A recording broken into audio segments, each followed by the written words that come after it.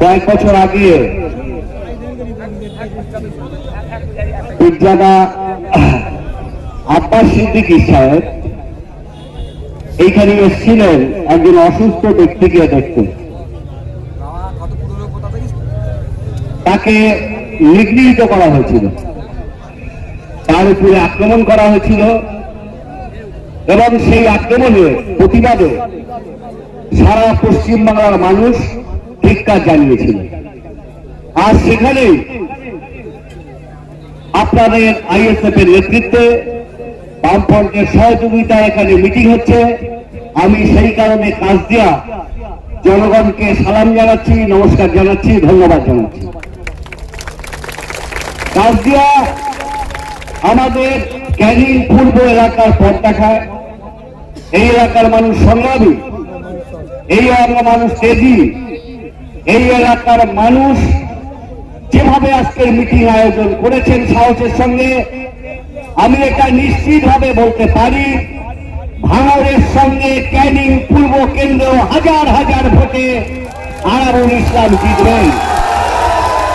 এটা সময়ের অপেক্ষা মাত্র। এখনো এই এলাকার কিছু মানুষ চেপে আছেন ভয়ে, কারণ এই এলাকায় 15 বছর গণতন্ত্র নেই।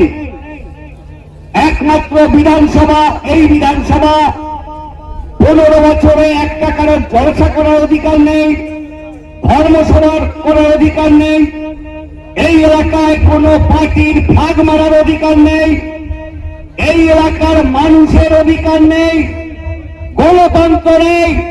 এই ক্যানিং পূর্ব আইএস এবং আরাবুল সাহেবের হাত ধরে গণতন্ত্র ফিরবে।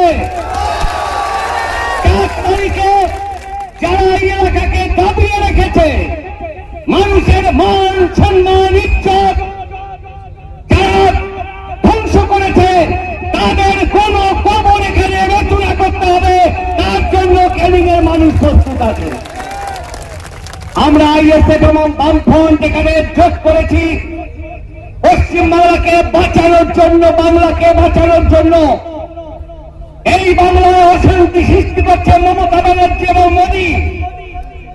কেন্দ্রীয় সরকার এসআইআর এর নামে, ধর্মের নামে বিভাজন তৈরি করছে। আর মমতা ব্যানার্জি যিনি হলেন আরএসএস এর যোগ্য শিষ্য, পশ্চিমবাংলায় সাম্প্রদায়িক মেরুকরণের তিনি সাহায্য করছেন। পশ্চিমবাংলায় আমরা বিভাজনের রাজনীতি বামফ্রন্ট আর আইএসএফ হতে দেব না।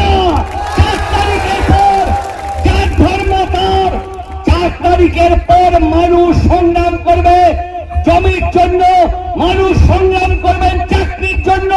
আমাদের চাকরি প্রয়োজন, আমাদের মজুরি প্রয়োজন, আমাদের হিন্দু মুসলমানের ঐক্য প্রয়োজন।